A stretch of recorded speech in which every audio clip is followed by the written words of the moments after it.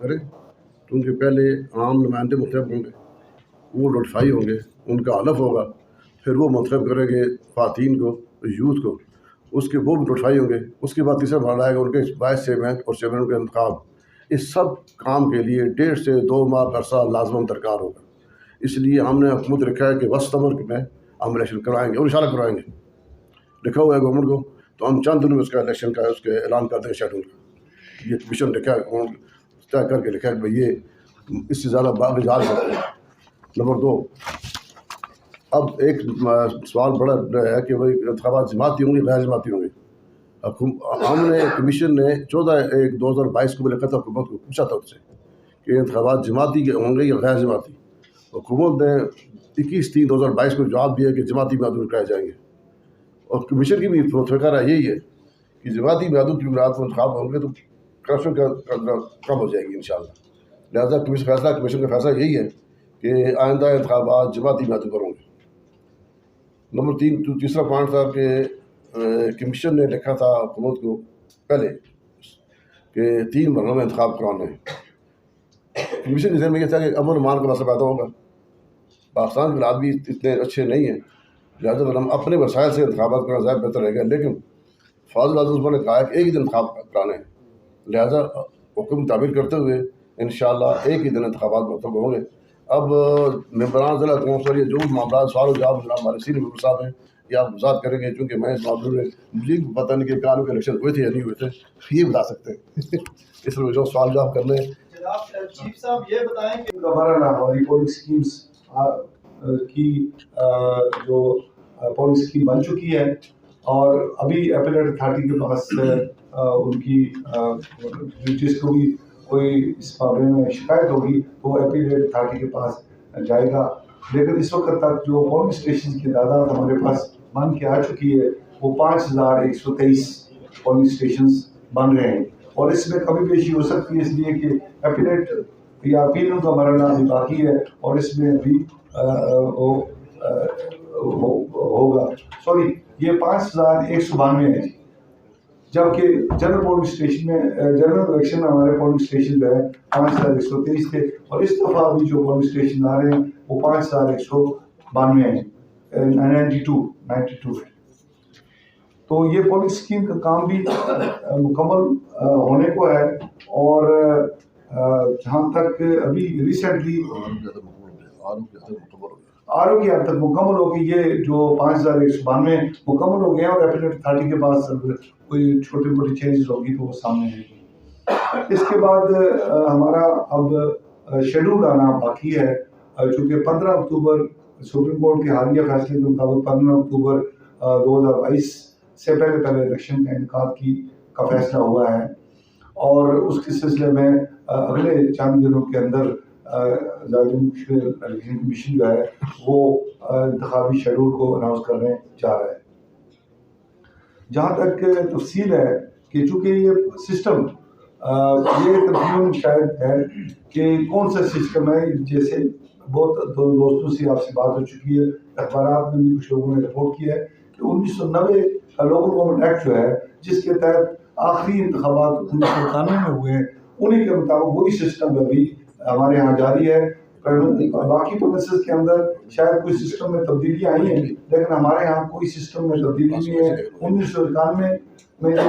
Finally جو آخری انتخابات ہوئے ہیں اس کے اندر یونین کونسل، ضلع council, town committee, municipal committee اور میونسپل کارپوریشنز کی جو یہ ترکیبی تھی اور اس کا نظر تھا اسی کو برقرار رکھا گیا ہے، اور وہی جو ہے وہی یہی نظام جو ہے اس کے تحت انتخابات ہو رہے ہیں۔ جہاں تک حلقہ بندی کی تفصیل ہے وہ پہلے سے آپ کے پاس آ بھی چکی ہے، تشہیر بھی ہو چکی ہے، تو اگر آپ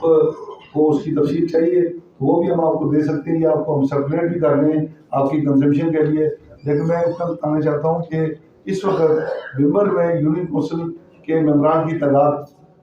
یونین کونسل 31 ہیں، اور 217 ان کے بنتے ہیں یونین کونسل کی ممبران کی تعداد، چونکہ وہاں میونسپل کارپوریشن کوئی نہیں ہے، اور وہاں پہ میونسپل کمیٹی 11 میونسپل کمیٹیز ہیں، 8 ممبر میں اور 3 برنالہ میں ہیں۔ اسی طرح ٹاؤن کمیٹیز 5 ہیں، سمانی 2 اور برنالہ 3 ہیں، اور ٹوٹل وارڈس کی تعداد 233 بنتی ہے، اور ضلع کونسل چونکہ جتنی یونین کونسل ہیں اتنی ہی تعداد ضلع کونسل کے ممبران کی ہے۔ میرپور کی یونین کونسل کی تعداد 202 ہے، اور میونسپل کارپوریشن جو ہے وہ اس کی ممبران کی تعداد 46 ہے۔ 31 میونسپل کمیٹیز ہیں، چکسواری کی 11 ہیں، اسلام گڑھ 14 اور ڈڈیال 6۔ اس طرح ٹوٹل وارڈ جو ہے ہمارے پاس میرپور کے 279 بنتے ہیں، اور 27 ممبران جو ہے وہ ڈسٹرکٹ کونسل کے بنتے ہیں۔ یہ آپ کو تحریری دے رہے ہیں، اس میں آپ دیکھ لیں گے اور اس کی آپ وہ کر لیں گے۔ چھوٹی سی جو آپ کی انفارمیشن کے لیے، یہ میٹرک کی جو اہلیت والی بات ہے، یہ میٹرک کی اہلیت ابھی بھی ہے، اور 25 سال ممبر کے لیے عمر کی قید ہے کہ 25 سال سے ابو ہوگا تو اس کے لیے وہ اہلیت کو الیکشن لڑ سکتا ہے، اور اس کے لیے میٹرک کا سند ہونا، اور کسی بھی باقی جو ڈسکوالیفیکیشن ہے کہ کوئی کسی جگہ کنوکٹڈ نہ ہو، اور باقی چیزیں جو ممبر اسمبلی کے لیے ڈسکوالیفیکیشن ہے، آلموسٹ وہی ڈسکوالیفیکیشن ممبر اس کے لیے یونین کونسل یا باقی ڈسٹرکٹ کونسل کے لیے اور لوکل کونسل کے لیے اس کی یہی پابندی ہے۔ ایک چیز اور جو آپ کے نوٹس میں لانی ہے وہ یہ ہے کہ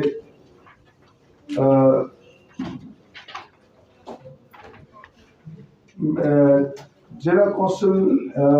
امیدواران کے لیے زیر ضمانت جو انہوں نے جمع کرانی ہے، اس کا نئی نوٹیفکیشن ریوائز آ چکا ہے۔ اس کے لیے یونین کونسل کے ممبر کے لیے 5000 فیس ہے، ٹاؤن کمیٹی کے ممبر کے لیے 8000 فیس ہے، اور میونسپل کمیٹی اور میونسپل کارپوریشن اور ضلع کونسل کے ممبر کے لیے 10,000 ہے۔ اور الیکشن اخراجات جو امیدوار لڑ رہے ہیں ان کے لیے یونین کونسل کے امیدوار کے الیکشن اخراجات کی حد جو مقرر کی گئی ہے وہ 1 لاکھ روپے، اور town committee, municipal corporation, municipal committee, ضلع کونسل میں جو انتخابات امیدوار ہیں گے ان کے لیے 3 لاکھ کی حد مقرر کی گئی ہے۔ تو یہ آپ کی کنزمپشن کے لیے۔ اور ایک بات جو آپ سے پہلے 30 سال میں بھی آپ سے اپنا آپ کا شکریہ اور آپ کی اپریسیشن کی ہے، ہماری ابھی بھی آپ سے توقع ہے کہ 31 سالوں کے بعد ابھی جو ینگ جنریشن ہے 31 سال یا اس سے بھی 35 سال تک جو لوگ ہیں ان کو اس نظام کا پتہ نہیں ہے، اور بالکل اس سے پوری طرح جو ہے وہ آگاہی نہیں ہے۔ تو ہم چاہیں گے، ہماری الیکشن کمیشن کی خواہش ہوگی اور آپ سے ریکویسٹ ہوگی کہ آپ لوگوں کی ایجوکیشن، لوگوں کی آگاہی کے لیے آپ اپنا بھرپور کردار ادا کریں گے، اور اس سلسلے میں جو ڈی جی آئی آر ہیں ان کے ساتھ ہمارا لہجہ ہے، یہ میڈیا پالیسی بھی ترتیب دے رہے ہیں، اور لوگوں کی ایجوکیشن کے لیے جو بھی پروگرام آپ کے توسط سے، آپ کا انسٹرومنٹ، آپ کے چینلز، آپ کے اداروں کی جو ہمیں معاونت چاہیے ہوگی وہ تھرو ہم ڈی جی پی آر سے ریکویسٹ کریں گے کہ وہ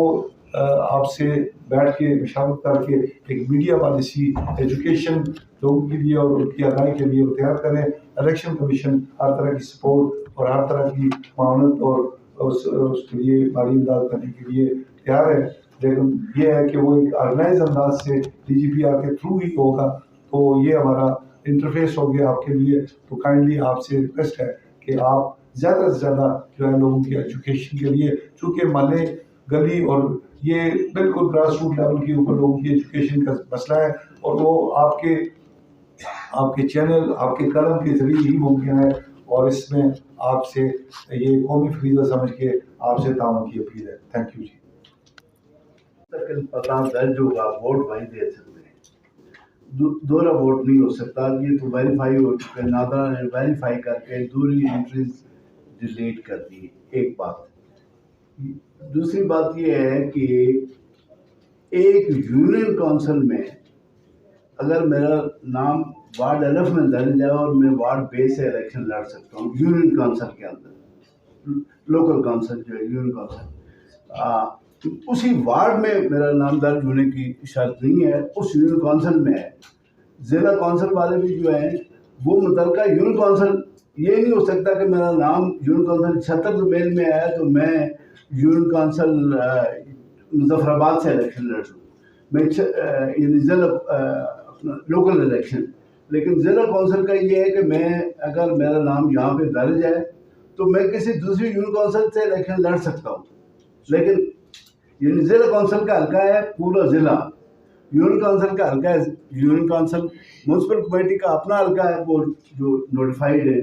टाउन कमेटी और म्यूनसिपल कॉर्पोरेशन इसी तरह से नोटिफाइड है उनके हल्के, तो विद इन अपने हल्के के अंदर दर्ज होना, वार्ड के अंदर नहीं। मीर साहब, मेरा आपसे सर ये सवाल है, थोड़ा सा अपनी एजुकेशन के लिए बता दीजिए कि सुप्रीम कोर्ट ने एक